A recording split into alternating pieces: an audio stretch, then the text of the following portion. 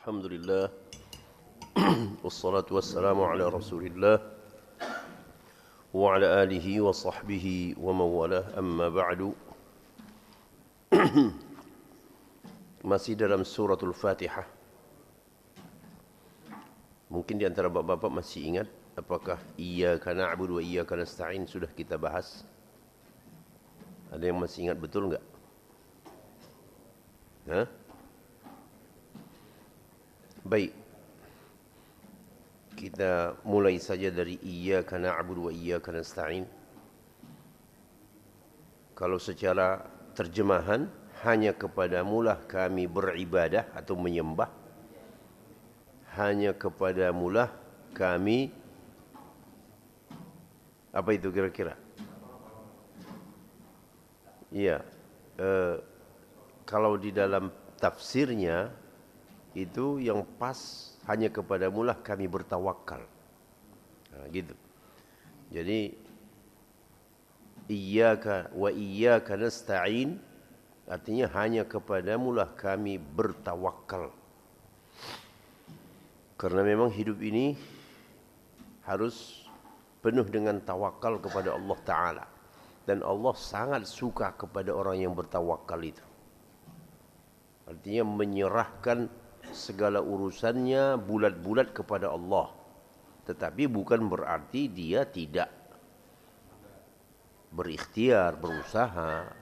Tidak ada ajaran di dalam Islam yang mengatakan pasrah tanpa usaha, itu tidak ada. Itu hanya kesalahpahaman. Tapi bertawakal itu memang mutlak. Ya, bertawakal itu mutlak. Artinya bukan separuh, bukan sebahagian. Jadi betul-betul penuh tawakal kepada Allah. Ada kan di dalam hadis tentang perumpamaan burung.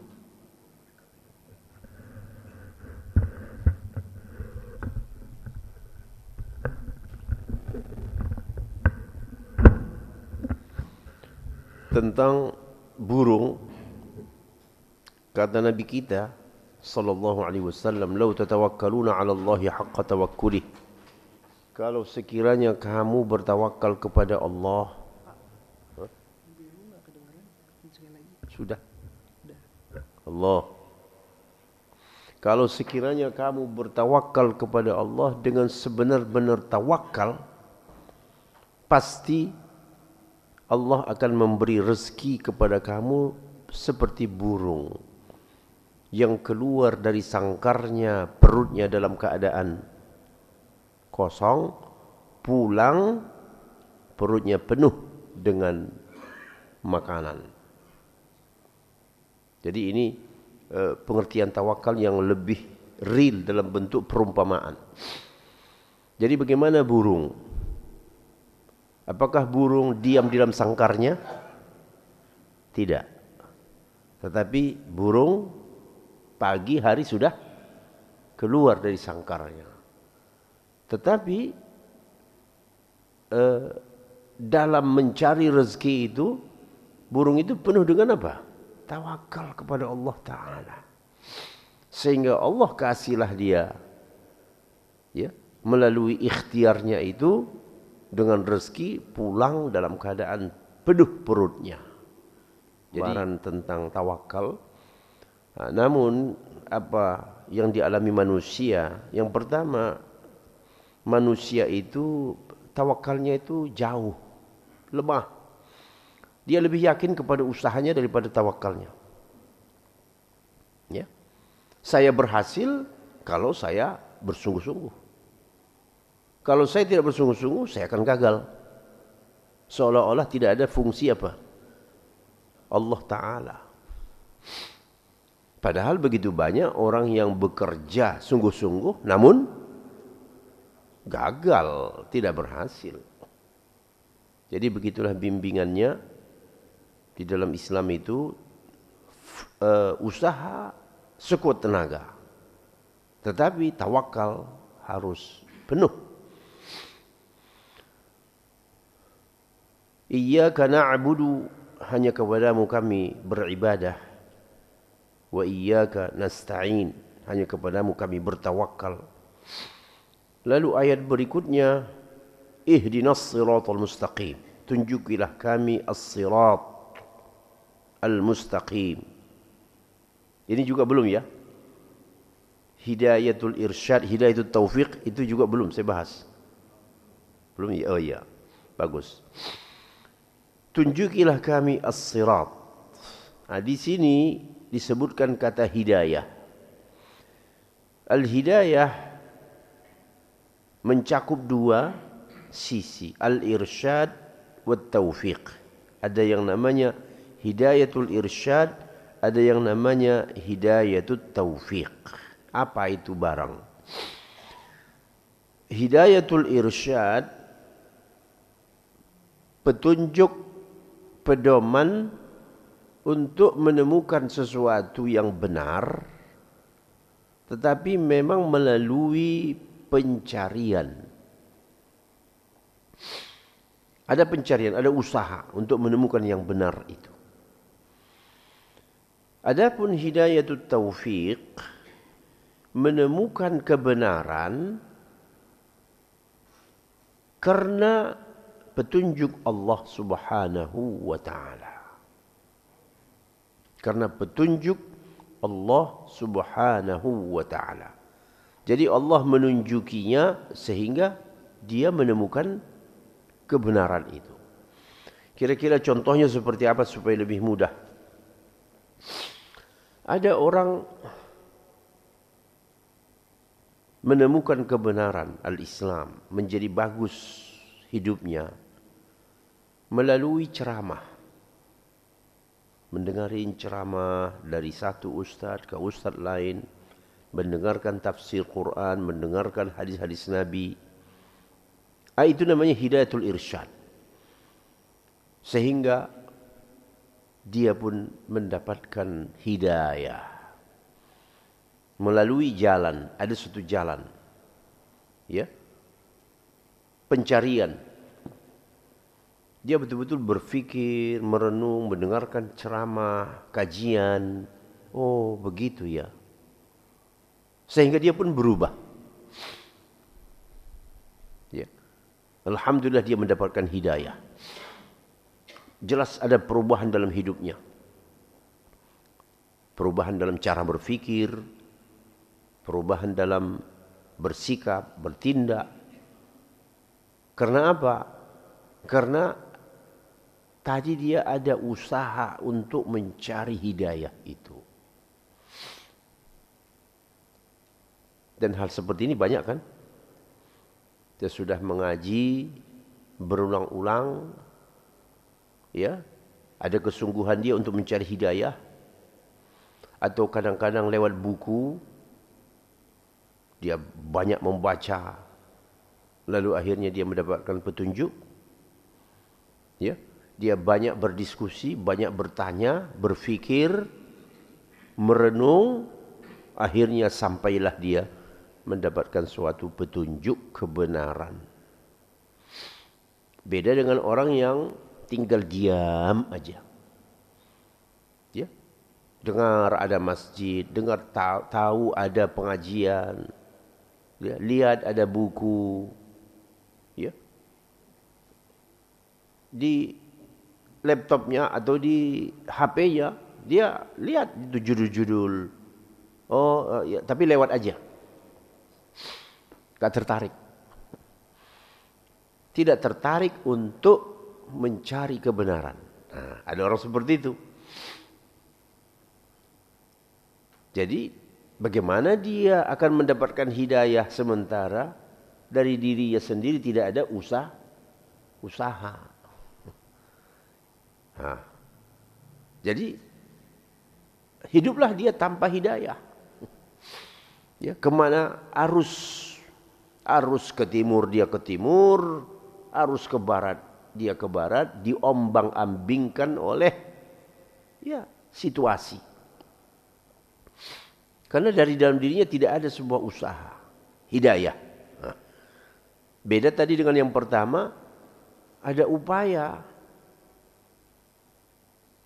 ada usaha dia untuk mencari mana yang benar ini. Ya. Lihat sini kok begini, lihat ini kok begini. Dia berusaha menggali. Dia mencari yang benar, lalu Allah tunjukkan. Dia dapat hidayah. Mungkin ekstrimnya akan banyak orang-orang yang masuk Islam. Itu deh Pak ya. Orang-orang masuk Islam dari orang-orang di luar Islam. Karena apa? Karena pencarian. Dia mencari. Selama ini sudah ada di dalam kepalanya konsep tentang Tuhan. Tuhan itu 3 kata dia. Ya, Tuhan punya anak, ini Tuhan anak. Dia berpikir, apa betul? Masa Tuhan beranak? Itu awal sebuah hidayah itu. Jadi awal sebuah hidayah itu kadang-kadang ya dari perasaan tidak puas. Bertanya, berpikir, merenung, menggali, terus mencari sampai dengan membaca Qul Huwallah tidak sedikit orang masuk Islam. Ya. Kita kan dengar banyak. Oh ini saya saksikan sendiri. Saya saksikan sendiri di Amerika. Itu orang-orang non-Muslim sholat Jumat mereka datang. Aneh kan? Mereka duduk itu kan seperti pintu kaca. Di luarnya dia duduk. Ada yang berdiri. Kalau yang nggak kuat duduk, kalau nggak berdiri dia duduk. Ada kursi di situ. Begitu juga kalau dia tahu ada jadwal pengajian maghrib, dia datang. Lalu suatu ketika pernah saya tanya, ya DKM lah, itu yang di luar pintu itu berdiri, kenapa dia tidak masuk? Mereka itu non-Muslim. Hah? Non-Muslim? Ada non-Muslim yang datang Jumatan? Oh iya di sini begitu Pak. Kenapa? Mereka ingin dengar. Ingin dengar. Yang begitu itu mungkin 3 kali dengar masuk Islam lah itu. Ya? Sekian kali dia hadir mendengar, ya bersyahadat lah itu. Nah ini namanya hidayatul apa Pak? Irsyad. Ini tidak sedikit loh. Hampir setiap masjid besar itu begitu di sana. Jadi itu bukan cerita kosong, saya menyaksikan sendiri. Ya. Dan saya tanya itu sama pengurus DKM. Itu tidak lama itu, sebulan nanti itu bersyahadat itu. Nah, jadi orang di sana itu karena sudah puncak apa ya, duniawi gitu ya. Dan ada kekeringan dalam spiritualnya. Kering tentu haus kan. Ingin mencari kepuasan. Lalu dia dengarkan ceramah, ya, sehingga akhirnya yang langsung saya alami secara pribadi anak muda, kulit putih, dia datang sebelum maghrib, ya mungkin 10 menit sebelum maghrib Pak. Ya gaya-gaya pemuda Amerika lah, apa yang itu celananya itu kan di lutut itu bolong, kurus. Teman-teman di masjid saya itu merasa aneh, ini ada apa ini? Sepertinya bukan Muslim nih. Ya. Azan sudah mau qomat. Lalu ada seorang jamaah saya yang menyamperin, ada yang bisa kami bantu? Oh, saya ingin melihat orang Muslim itu sholat. Oh dipersilakan, silakan. Duduklah dia di belakang. Sholatlah kami. Nah, saya jadi imam. Selesai sholat 3 rakaat, maghrib kebetulan ya.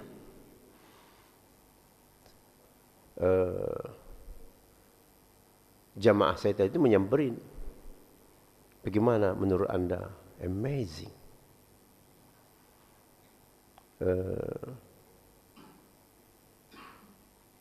Terus ada ketertarikan? Iya. Mau masuk Islam? Langsung saja ditanya. Mau. Masya Allah. Jangan hanya melihat sekali sholat aja, Pak. Sekali sholat aja. Dia lihat kita bacain Al-Quran, kita sholat, ya, 3 rakaat, ya. Kalau begitu, ya udah, saya sholat sunnah dulu, baru kita syahadatkan.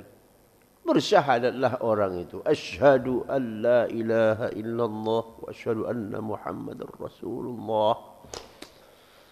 Allahu Akbar. Dan saya agak terkejut lagi apa? Ketika setelah bersyahadat itu saya terangkanlah ke dia secara ringkas Islam itu. Salat itu wajibnya itu 5 kali loh. Ya, 5 kali. Salah satu waktu salat itu yang agak berat itu subuh. Waktu itu musim panas, Pak. Paham saja Pak. Ya, musim panas di Amerika. Jam 3, setengah 3. Lalu ini terserah kemampuan Anda, saya katakan. Tapi jamnya ya sebegitu. Kita sholat di sini ya sekitar itulah. Selesai pulang dia, habis Isya kita ya bubar. Bagaimana yang terjadi, Pak? Besoknya dia orang pertama datang. Saya buka pintu masjid, saya lihat dia. Ini yang tadi malam ini. Dia orang pertama datang, Bapak. Allahu Akbar. Ya Allah. Ya, kamu datang? Iya. Ya, kurus. Begitulah setiap subuh dia orang pertama datang. Habis sholat subuh, habis zikir-zikir, saya mengadakan pengajian tuh. Seperti ini. Ya. Baca ayat Quran, tadabbur. Lalu karena dia katanya bapak saya itu ya orang yang punya pengetahuan agama gitu dia. Saya bilang ketika berbicara itu, kamu kira-kira nyambung nggak? Oh iya, saya nyambung ini. Bahwa nabi-nabi itu adalah utusan Allah. Dari dulu sudah ada. Saya tahu itu nama-nama itu. Abraham. Saya tahu itu semua. Oh, rupanya bapaknya itu ya begitu. Juru dakwah juga dulu bapaknya. Ya. Jadi ada modal dia itu ada. Khususnya menyangkut sejarah ya nabi-nabi masa lalu. Begitulah Bapak. Setiap subuh musim panas, orang muslim yang keturunan Islam, kakek moyangnya muslim, gak ada yang kuat datang sholat subuh musim panas. Coba, apa itu kira-kira? Hidayah.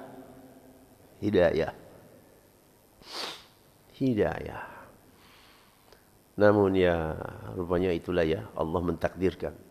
Saya pulang kemari, ya,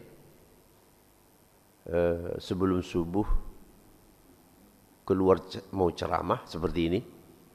Di jalan saya dapat telepon dari salah seorang jemaah. Brother Isa has died. Hah? Astagfirullah. Kenapa? Iya. Memang kelihatan kurus sekali, Pak. Jadi 1 tahun lah, Pas. 1 tahun sejak dia bersyahadat itu, ya, dia pun dipanggil Allah. Nah, ingat Bapak kan ada hadis, ya, seorang hidupnya beramal-amal ahli neraka, sampai jarak antara dia dengan neraka itu hanya tinggal sejengkal. Lalu dia berubah, beramal dengan amal ahli surga, dia mati dalam keadaan seperti itu, dia dimasukkan Allah ke dalam surganya. Jadi di situ ada bergabung dua hidayah, Pak. Ada hidayatul irsyad. Dia datang. Dia mau melihat. Pada saat itu dia belum ada keinginan masuk Islam. Hanya dengan melihat. Ya. Satu kali sholat saja dia melihat. Isyaknya sudah sama kita sholat. Karena habis maghrib, saya sudah sahadatin dia. Ya. Isya udah sholat. Ya, pokoknya dia berdiri aja lah begini. Orang ruku ya dia lihat gitu. Oh, ya. Banyak pengalaman unik, Pak. Selama saya jadi imam di sana itu banyak pengalaman unik.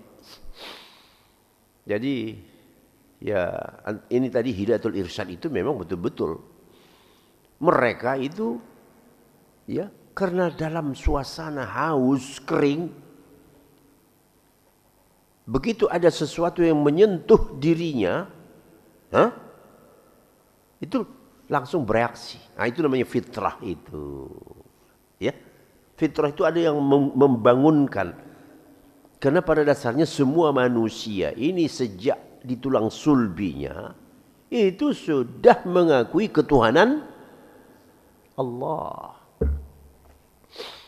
Tetapi lahir berubah jadi kafir.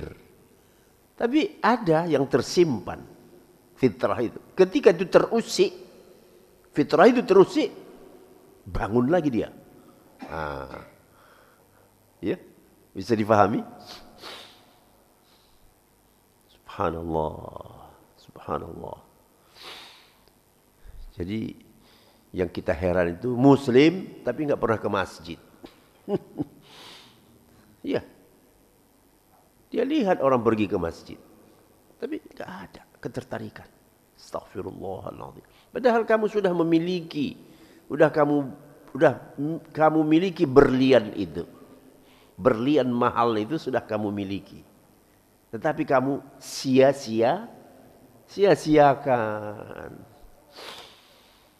Coba kalau kamu pelihara itu berlian, Masya Allah, ya, iman itu diasah, keislaman itu dipupuk, jadilah dia manusia tinggi di hadapan Allah dan di hadapan malaikat.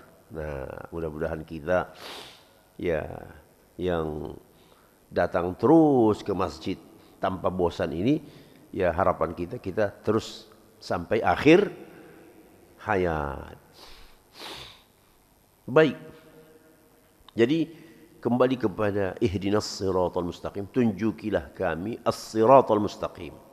Nah, ini belum lagi kita baca. Kita masih berada dalam ihdina, hidayah. Tadi hidayatul irsyad. Jadi ada orang yang mendapatkan hidayah melalui perantara, usaha, pencarian, mendengar, membaca. Di kita ini ada orang-orang yang masuk Islam gara-gara dengar azan. Iya, Pak. Asalnya dengar azan.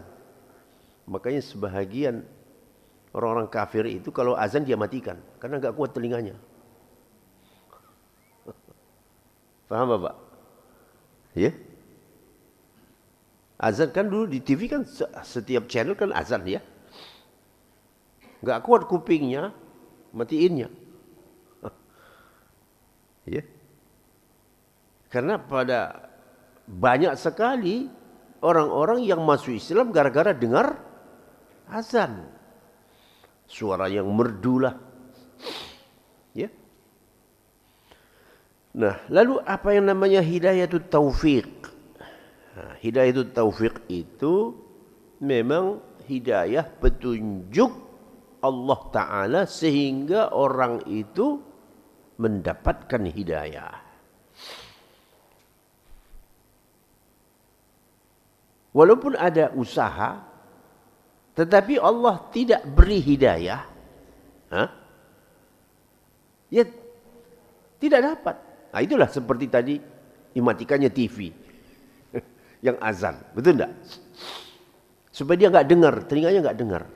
Karena kalau didengarnya lama-lama dia bisa tertarik pada azan dan mau masuk Islam. Ya. Ada kebencian di dalam hatinya. Ini orang-orang yang memang ya tidak ada hidayatut taufiq.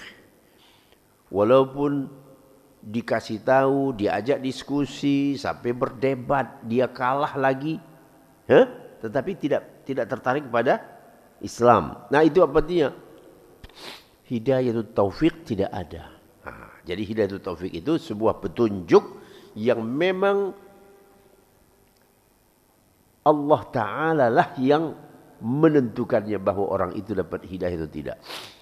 Contoh yang sering dipakai oleh para ahli atau ulama, kasus Abu Talib.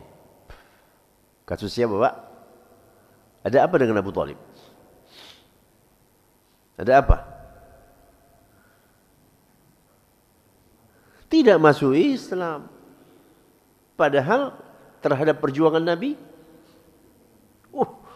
dukungannya luar biasa.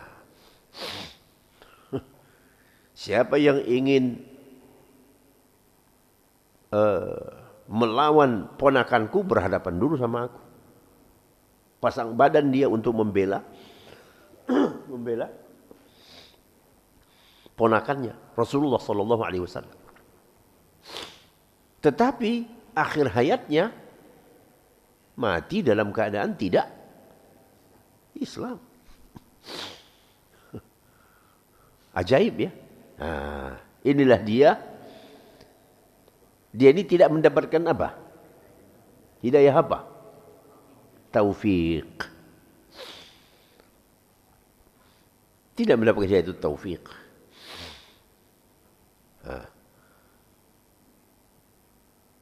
Di penghujung hayatnya Rasulullah datang. Ini sudah kita sebutlah mungkin menjelang sakaratul maut, Pak. Abu Talib itu didatangi oleh Rasulullah sallallahu alaihi wasallam. Disampaikan ke dia, wahai pamanku, tolong ucapkan sepotong kata saja. Itulah namanya syahadat. Ya. Asyhadu an la ilaha illallah wa asyhadu anna Muhammadar Rasulullah. Yang nanti ucapan inilah kubawa menghadap Allah, berhadapan untuk membelamu.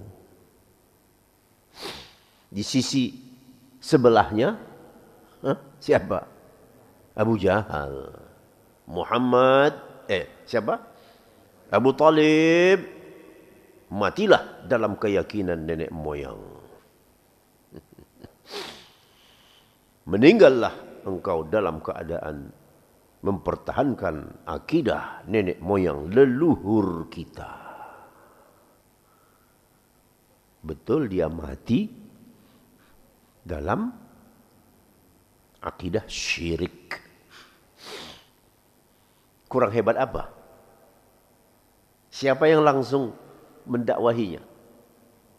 Rasulullah sallallahu alaihi wasallam. Oleh karenanya ada ayat yang turun menjelaskan itu. Innaka la tahdi man ahbabta walakinallaha yahdi man yasha. Sesungguhnya engkau wahai Muhammad tidak bisa menunjuki orang yang kau cintai. Akan tetapi Allah lah yang menunjuki orang yang dia kehendaki. Nah, ini namanya hidayatut taufiq itu.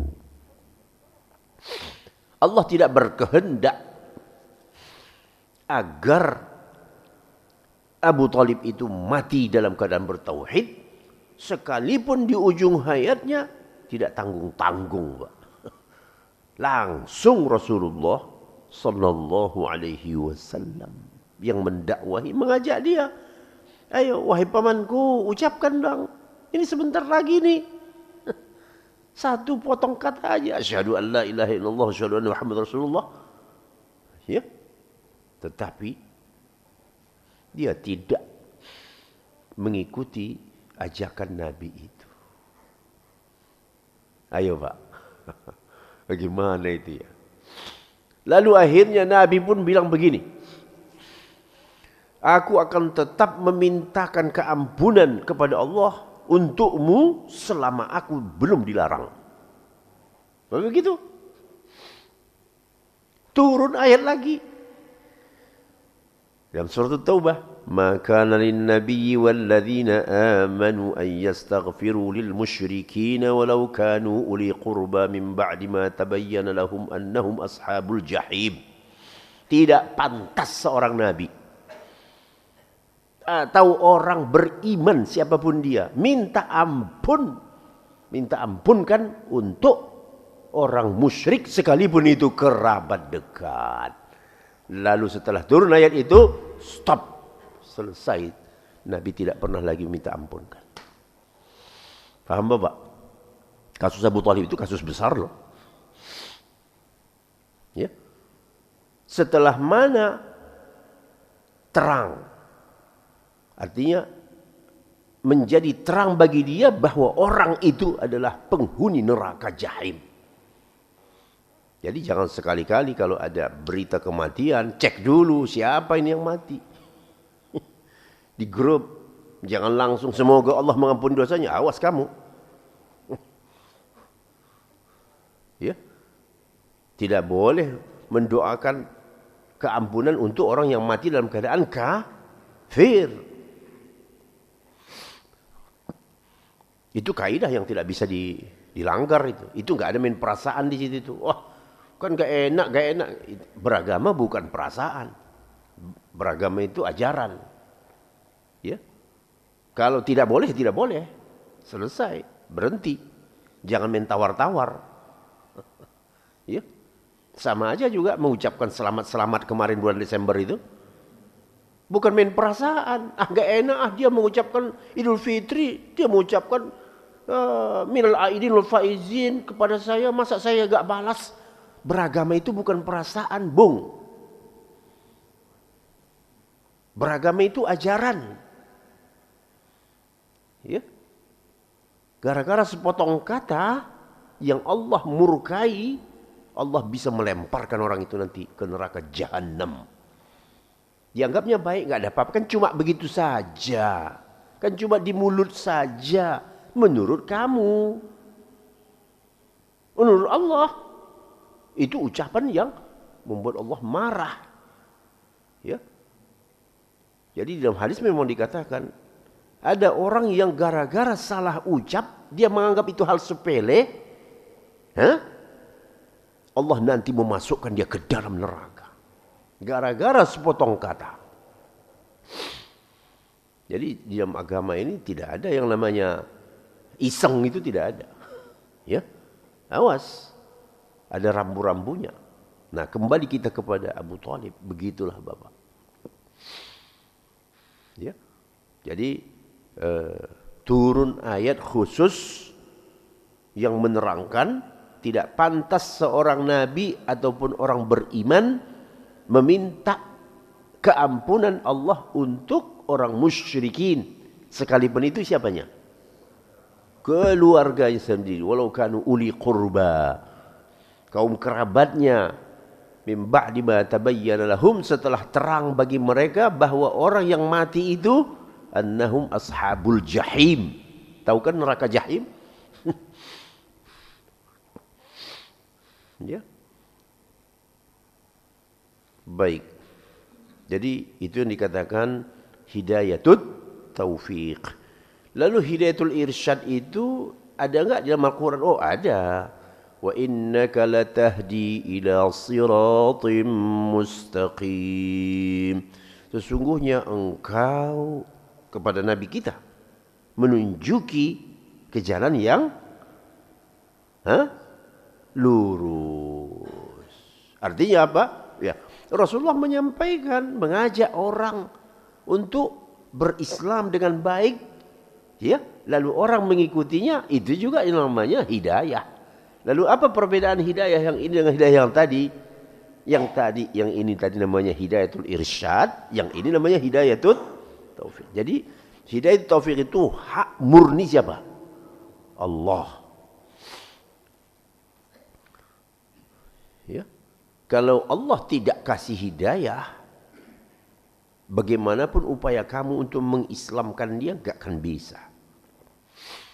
Segala cara sudah dibuat, tapi gak mempan. Kurang hebat. Apalagi Rasulullah sallallahu alaihi wasallam. Jadi akhirnya Abu Talib karena jasa-jasanya kepada Nabi, maka diberilah kepadanya azab neraka yang paling ringan. Itulah ceritanya, Pak. Ya. Diberikanlah kepadanya yang tempat paling ringan di neraka karena jasa-jasanya. Dipakaikanlah kepada dia sandal neraka, otaknya mendidih. Itulah yang paling ringan. Bagaimana yang menengahnya?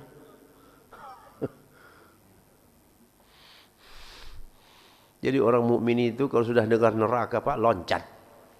Kabur. Kalau sudah dibilang kerjaanmu ini kerjaan neraka ini, ya, orang mukmin itu kabur.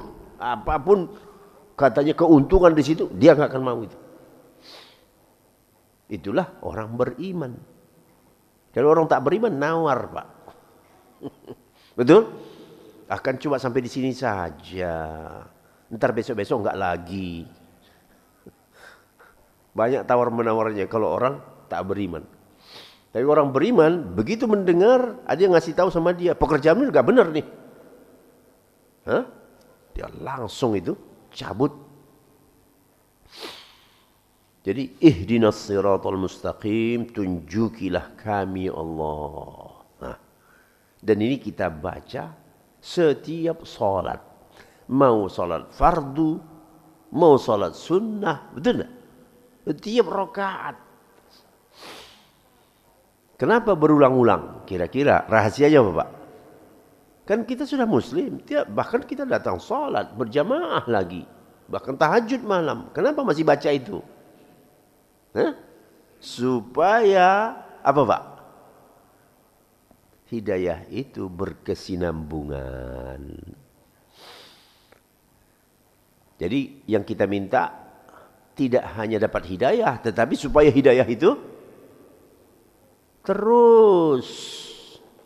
Jangan sampai ada suatu waktu hidayahnya apa? Berhenti. Makanya kita minta terus. Kan mungkin ada pertanyaan. Kita kan sudah muslim, iya, beriman, alhamdulillah. Alhamdulillah. Taat, iya. Kenapa masih minta lagi? Kan gitu kan? Kenapa masih minta hidayah terus? Itulah dia tujuannya. Ya, supaya hidayah itu berkekalan dalam diri kita sampai kita keluar dari apa?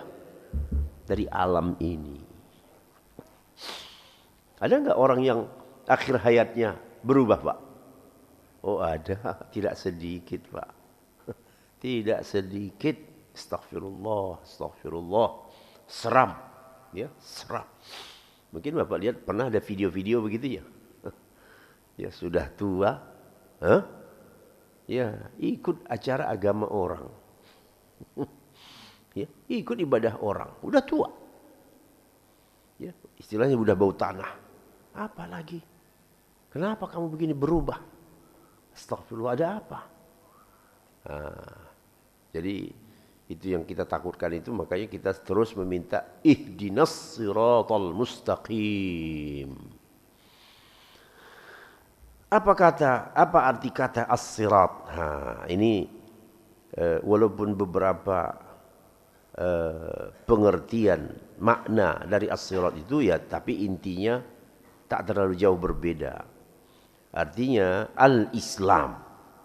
Jadi tunjukilah kami jalan yang lurus, itu artinya tunjukilah kami Islam. Al-Islam.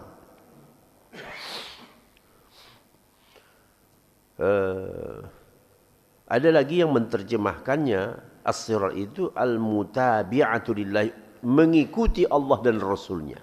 Gitu. Mengikuti Allah dan Rasulnya. Itu yang dimaksud dengan as-sirat. Faruya annahu kitabullah. Ada yang meriwayatkan yang dimaksud dengan as-sirat itu adalah kitabullah, Al-Quran. Jadi tunjukilah kami Al-Quran. Berikanlah kepada kami hidayah Al-Quran itu. Ya. Lalu Ibnu Abbas mengatakan yang dimaksud as-sirat di situ itu adalah dinullah, agama Allah. Ya. Yang tidak ada i'wijaj, artinya tidak ada yang bengkok, tidak ada yang menyimpang dalam Islam itu. Ibnul Hanafiyah mengatakan dinullah, agama Allah, itu yang dimaksud dengan as-sirat. Yang Allah tidak menerima dari setiap hamba selain daripada Islam itu. Ya, Allah tidak terima dari hamba nanti di yaumul qiyamah kalau dia hidup waktu di dunia dia tidak hidup di bawah Islam. Jadi kalau begitu Pak, mana lebih banyak pengisi surga dari pengisi neraka? Neraka. Dari statistik kita lihat aja, penduduk bumi ini mayoritasnya siapa? Kafir kan? Ya statistik umum sajalah, kan sekitar 2 miliaran umat Islam ini. Bumi ini berapa? Lebih dari 6 miliar manusia kan? 7 miliar. Coba itu. Kalau kita mengambil ya hanya 2 miliar muslim, yang 5 miliar ini kemana? Neraka. Jadi makanya neraka itu berdesak-desakan.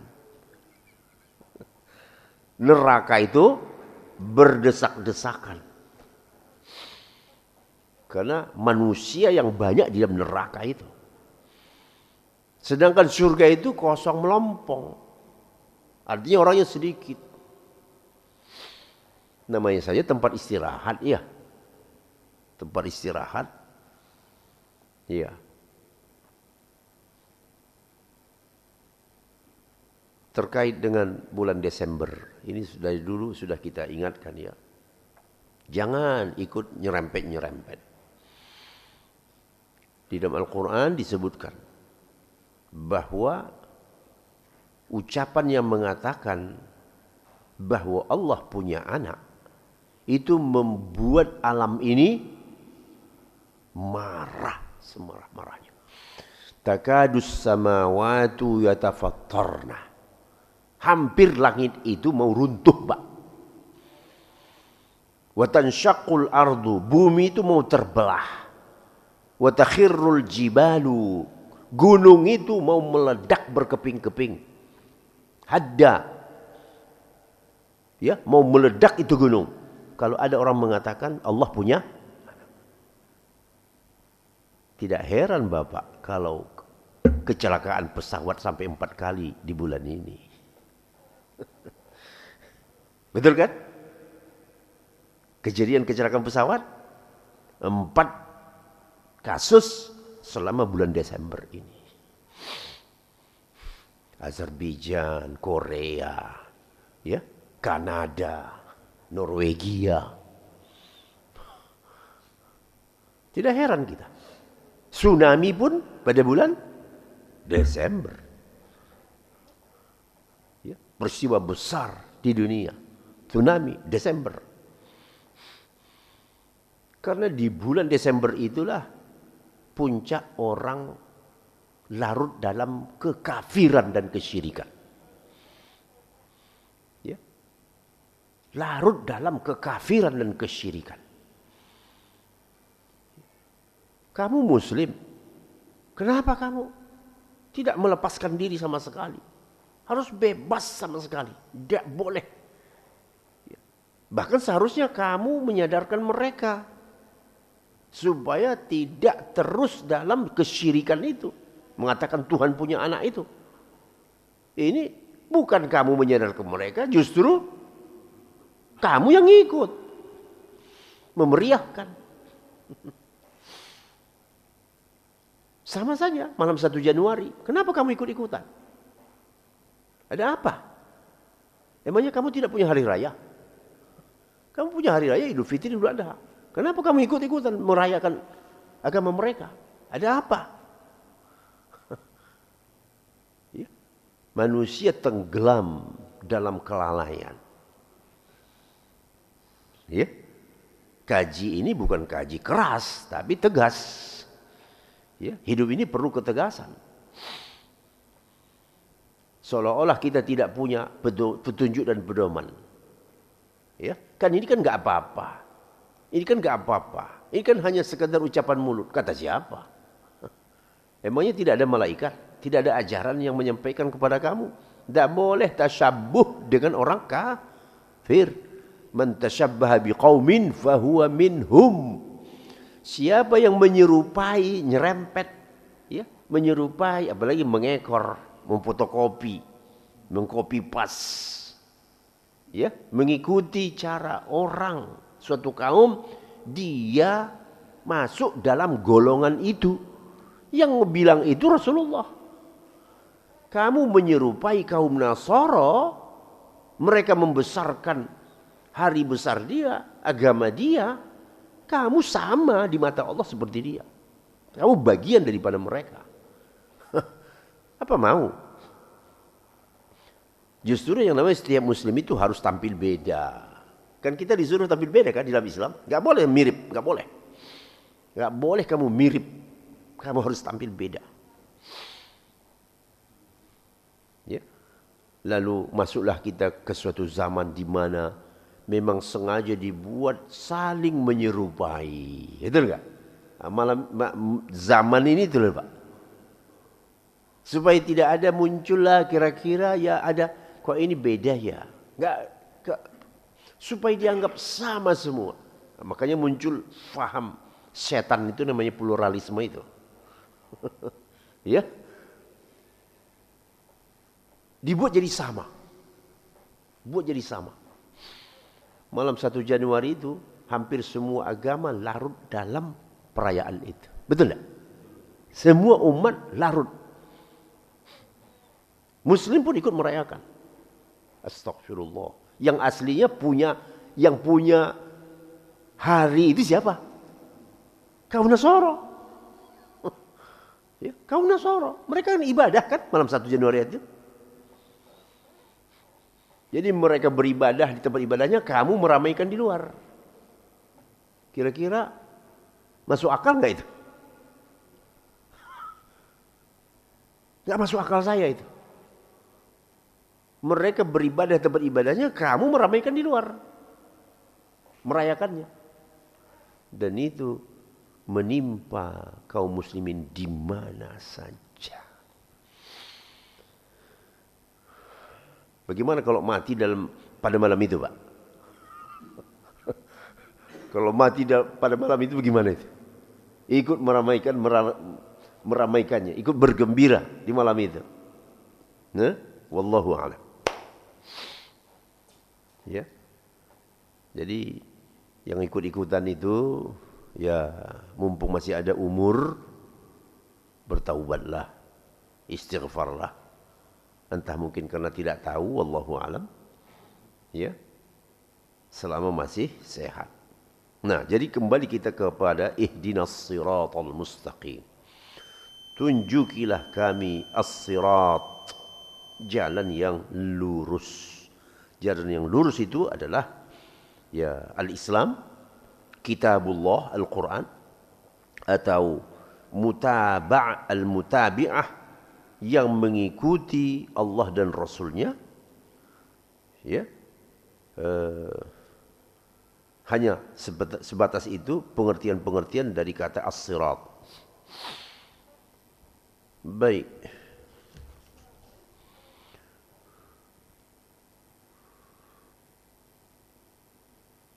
Sirene sudah berbunyi ya. Kita kalau lanjutkan siratal ladzina an'amta 'alaihim, memang tinggal satu ayat lagi sih. Baik. Jadi orang mukmin meminta kepada Allah agar diberikan petunjuk. Tetapi maksudnya di situ supaya permanen. Makanya kita minta berulang-ulang. Jadi as-sabat, permanen. Hidayah itu permanen dalam dirinya, tidak berubah-berubah. Ya. Oh, tadinya bagus sih dia, tapi sekarang ya sudah nampaknya sudah berubah. Astagfirullah. Ya.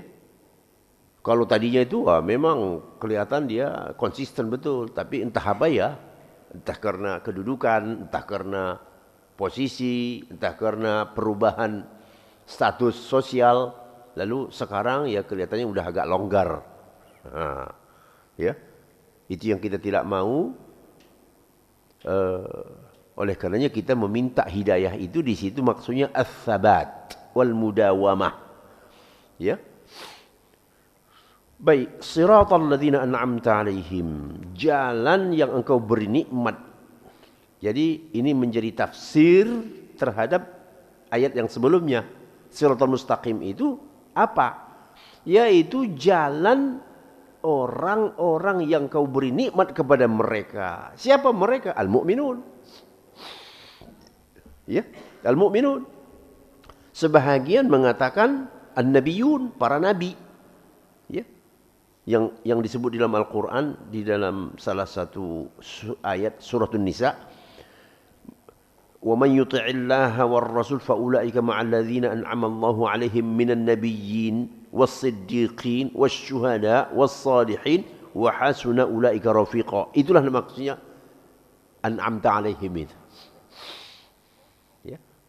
Engkau jalan orang yang kau beri nikmat itu siapa? Itulah yang di dalam suratul Nisa, an-nabiyyin, para nabi, jalan para nabi, as-siddiqin, orang-orang yang benar, asy-syuhada, orang-orang yang mati syahid, orang-orang salihin. Itulah yang dimaksud orang-orang yang kau beri nikmat kepada mereka. Iya. Cukup sampai di situ? Tidak, masih dipertegas. Bukan ini, bukan itu. Nah, kan begitu kan? Faham Bapak enggak? Ghairil maghdubi alaihim, satu. Waladdallin, bukan ini, bukan itu. Apa itu maksudnya bukan itu tuh? Ghairil maghdubi alaihim, yang dimurkai itu siapa? Ibnu Abbas menjelaskan yang dimaksud maghdubi alaihim itu Yahud. Ad-dallin itu siapa? Nasara, kaum Nasrani. Jadi jangan dua ini. Yang pertama aja ya Allah. Jadi sampai begitu pembatasannya. Faham? Jalan yang lurus itu adalah jalan yang ditempuh oleh orang-orang al-mu'minun. Bukan ini, bukan itu. Jadi bukan Yahud, bukan Nasara. Begitu tafsir yang disampaikan oleh Abdullah ibnu Abbas. Baik, ada apa dengan dua kaum ini? Nah, kan mengundang ya. Ada apa? Dua kaum ini seperti apa? Jadi di sini dikatakan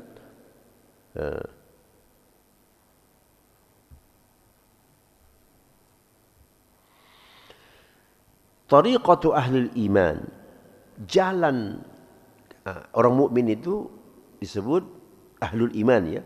Jalan ahlul iman itu artinya yang memiliki keimanan itu mencakup ilmu yang benar dan amal dan pengamalan yang benar. Jadi pengetahuannya benar, pengamalannya juga benar. Itulah dia al-mu'minun. Sedangkan Yahud, mereka kehilangan pengamalan. Mungkin ilmu mereka tahu mana yang benar. Ya? Ilmu mereka tahu mana yang benar.